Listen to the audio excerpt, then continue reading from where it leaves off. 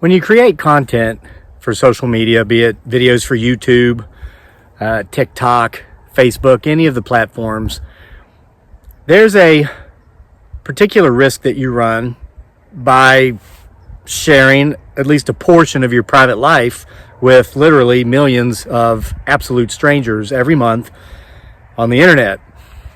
That is that you will receive a lot of unsolicited advice. Most of it's harmless.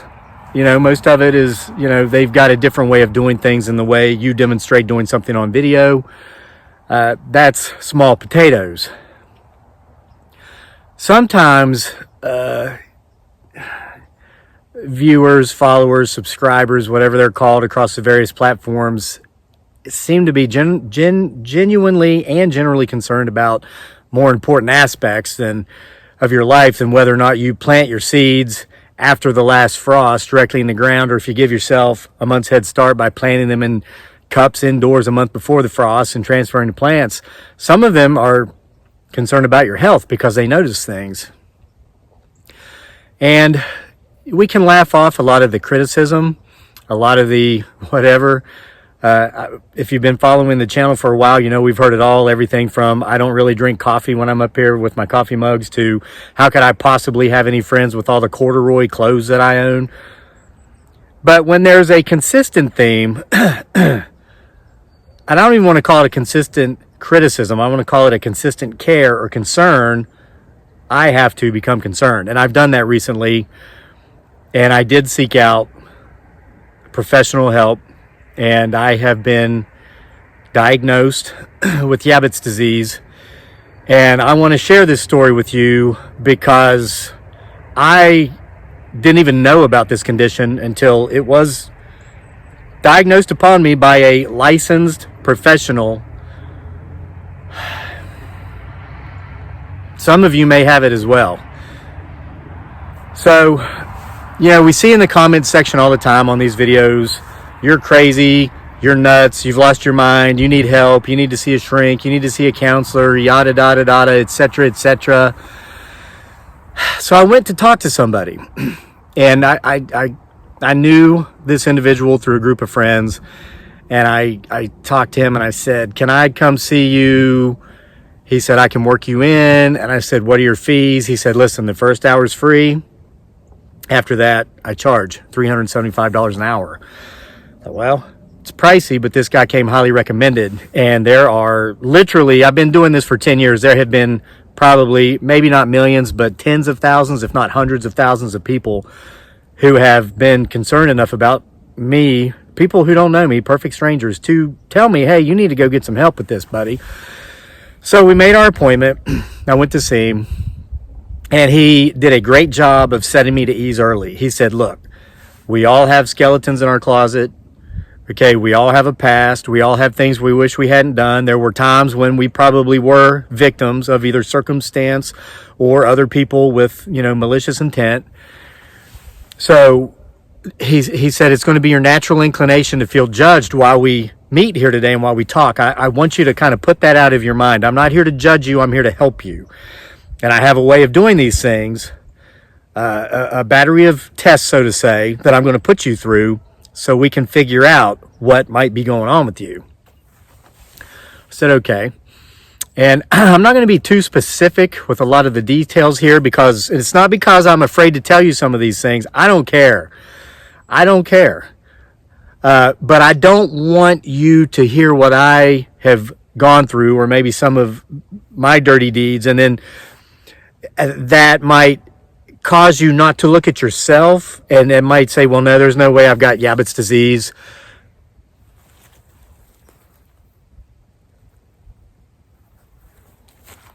I'm trying to include you here, not exclude you by being specific. So I want you to be able to relate, okay?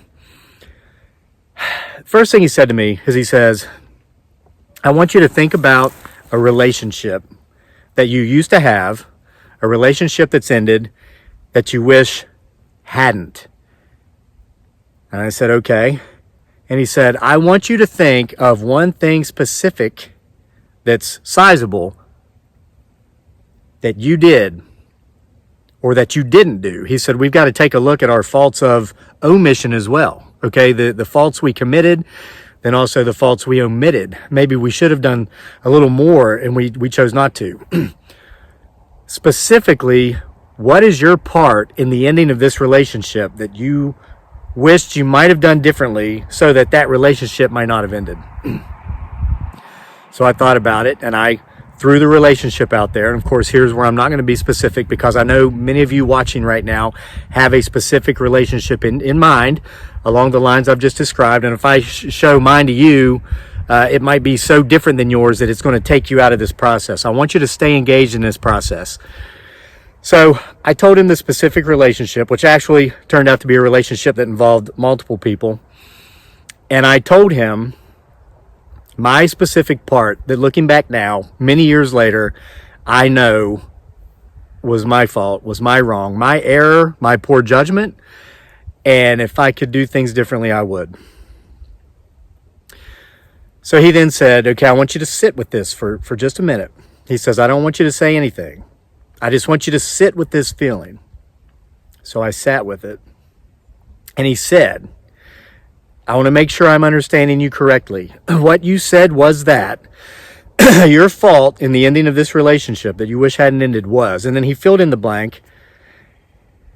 And it sounded different coming from someone else. It sounded very accusatory, but he pretty much said what I said. So I said, yeah, but at that point in my life, and he's like, no. He says, don't speak.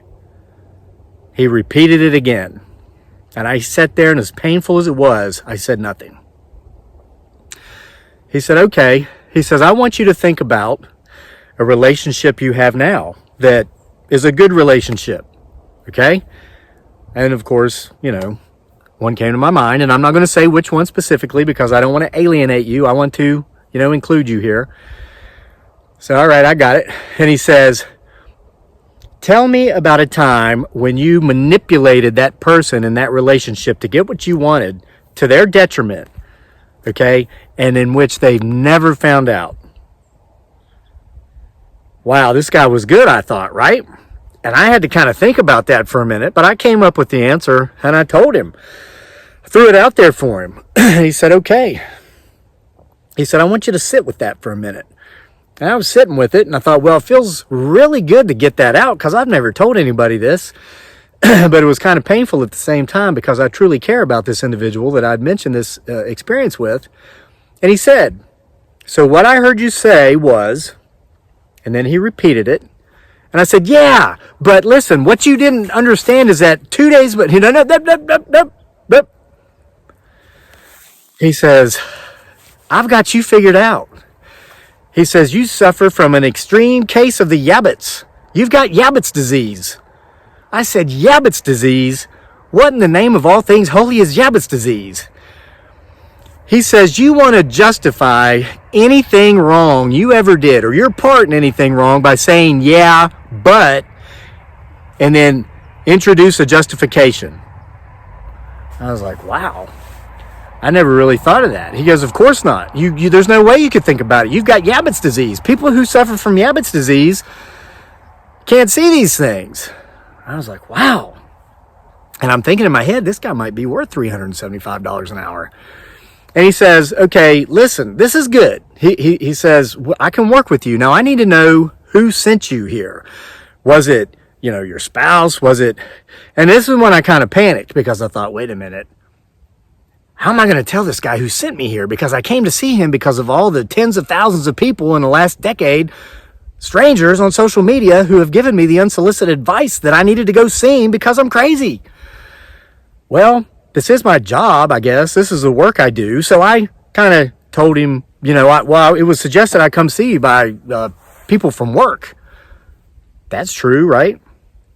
People from work, he says. Okay. He goes, okay, so have you made for a what is it? It was a very new age modern term, hostile work environment, I think he said. Have you made for a hostile work environment? I was like, well, I said, look, I don't know. I said, I'm a YouTuber. And he said, a what? I said, a YouTuber. I make YouTube videos. I have a YouTube channel. And he looked at me, and guys, I've gotten this reaction a million times. He looks at me, and then he's like, yeah, but seriously, what's your real job? And I said, well, that kind of is my real job. I'm a content creator. I've worked very hard to get to where I am. I'm a YouTuber. He's laughing again. You would have thought he would have asked me where I was from, and I told him I was from West by God, Virginia, because it's the same reaction I get. So anyway, because, I live in a university town outside of Appalachia, so that's very common. And he says, yeah, but how do you make your money? Like, how do you pay your bills? And I said, listen, Doc, I think we got a situation of the pot calling the kettle black here. And he says, what do you mean? I said, that's twice now that I've directly answered your questions you've asked, and you've responded with, yeah, but. So if you suffer from Yabbitt's disease, are you really the guy I need to be talking about getting over my Yabbitt's disease? He goes, yeah, but come on. I said, no, Doc. Come on now. We need to be on the same page. If you're going to hold me to these standards, you need to hold yourself to these same standards. So he says, okay, fair enough. He goes, listen, but I really need to know, like, if we advance past this point and I start seeing you, he says, I want to get paid. I need to make sure you can afford to pay me. And you're telling me you're a YouTuber. He goes, look, I know all about YouTube. He said, I started a channel years ago, like 5 or 6 years ago. He said, I made a couple dozen videos. I was like, well, then you get it. I said, did you get your channel monetized? And he goes, yeah, but they unmonetized it. I was like, whoa, Doc, no. And I stopped him in his tracks. I said, look, I know the answer you're going to give me anyway, because it happened to me too. Used to be if you had something like 10 subscribers and 1,000 views, they let you get monetized. And everybody was throwing all these crap videos on here, like fake Bigfoot Sasquatch videos and all this other nonsense. And YouTube had to cut down on all the crap. And so they, made it to where you had to have something like, I think it was 4,000 subscribers and 10,000 watch hours, or 4,000 watch hours and 1,000 subscribers. That's what it is. And they just upped it again or something. So I said, yeah, I know all about that, but you've got to stop with this yeah, but stuff, because you're trying to cure me of mine. And he goes, yeah, but listen. I said, I will only listen to you when you stop suffering from the Yabbitt's disease yourself. He said, okay. He said, I had a YouTube channel. I made a couple dozen videos. It was okay. I saw where maybe long-term I could actually do something with it. Then they changed the standards, took me out of monetization, and I just looked at it and I just thought, how is this even possible? How am I going to get that many subscribers? How am I going to get that much watch hours? And then he said, his words, he realized that, his real meat and potatoes line of work was treating people who, like so many of you folks have said, need his help. People like me, right? I said, oh, okay, I get it. I understand. And he goes, but I'm curious though, just before we move on here, he says, did you not have that same reaction? Did you not get deflated and say, oh my gosh, there's no way I can hit those numbers? What was your reaction when that happened? And I said, well, personally, I was ecstatic. I was just elated when that happened. And he said, why? And I said, well, because 90% of the competition was gone. I said, I knew that most folks who have had maybe things come to them easy in life or enjoyed going down avenues that were easier to travel than the rocky roads where there's a lot more lifting, I knew they'd just give up. They would say, there's no way I can hit those numbers. I'm not even going to try. So I didn't even have to worry about competing with those people, some of those jokers. Running around in costumes and looking like they're putting sleeping bags over themselves and all kinds of weird stuff like that. So he says, so you just pushed forward and you just did it. I said, well, yeah, that's what I did.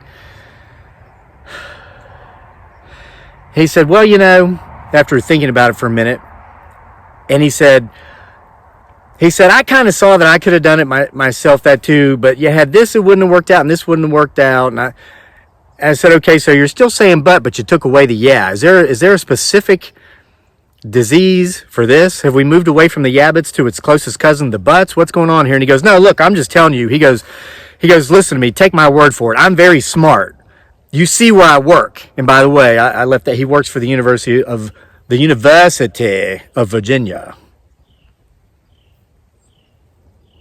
I said, okay, that's great. You're smart. What's your point? He goes, I'm too smart to do that with my time because I knew, this just wasn't likely to happen and this wasn't likely to happen. He said, I just figured it out. He says, you got lucky. You got lucky. All those other people got lucky. And I just knew that the numbers weren't in my favor and luck isn't real. And so I just didn't go that way. And I said, well, hey, man, you don't have to justify it to me. I mean, I get it. I know there's luck involved, but I kind of agree with the Yogi Bears of the world who says the harder I work, the luckier I get. He goes, yeah, but Yogi Bear had natural ability. I said, Doc, you're getting back to it with this yeah, but stuff. How am I supposed to get any better if you're suffering from the same disease or at least refusing to treat the disease? You're telling me I'm supposed to be in here treating. We got to work with each other and get over this yeah, but stuff. This is a very nasty condition. I said, look, you've told me and you've helped me and I accept this and I get it. I have a tendency to justify my wrongdoings by saying yeah, but, and then adding the justification. I said, Doc, what you're doing is you've got the first cousin of the yeah, buts, just simply called the butts. You've got the butts disease. You're saying, well, I could have but, and then you're providing justification for why you did not succeed. He goes, I'm successful. You're here, aren't you? You heard me say I charge $375 an hour, don't you? There's people that pay me that all the time. I'm successful. I said, yes.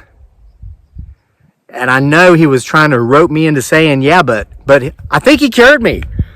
I said, yes. However, there's no need to justify why you didn't pursue certain areas because it makes you sound like you gave up, like a loser. And I said, have you heard about jading? He said, of course I've heard about jading. I'm a certified public counselor or whatever. Justify, argue, defend, explain. And I'm like, well, why are you doing it?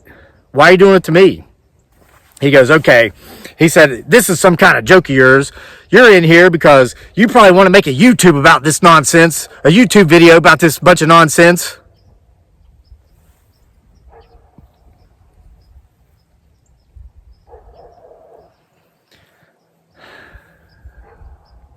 This is not planned. This was not part of this. It sounds like that dog might be coming back. It's running through the woods here. I think I know what might be chasing it. So we're going to have to wrap this up because as you can see, it's getting dark very soon. So he told me to leave and he told me to tell my YouTube viewers that they're a bunch of a-holes, but I'm not going to do that because you guys aren't a bunch of a-holes. I love you guys. You're great. You allow me to be in a position to where I could afford to go see that guy to get this help that so many of the folks here say I need. But if I do decide to do that, I've got to go somewhere else because he told me not to go back. And he told me he wishes he could just charge me for that first hour. He wishes that first hour wasn't free because by God, he'd charge me for it if he could. And I said, well, I'll just have you know, I wouldn't care if you did. I wouldn't mind paying it. He said, you wouldn't mind paying me for this here first hour? And I said, I absolutely wouldn't mind at all. He says, that's $375. You don't mind giving me that? And I said, yeah, but I'm not gonna. And I left.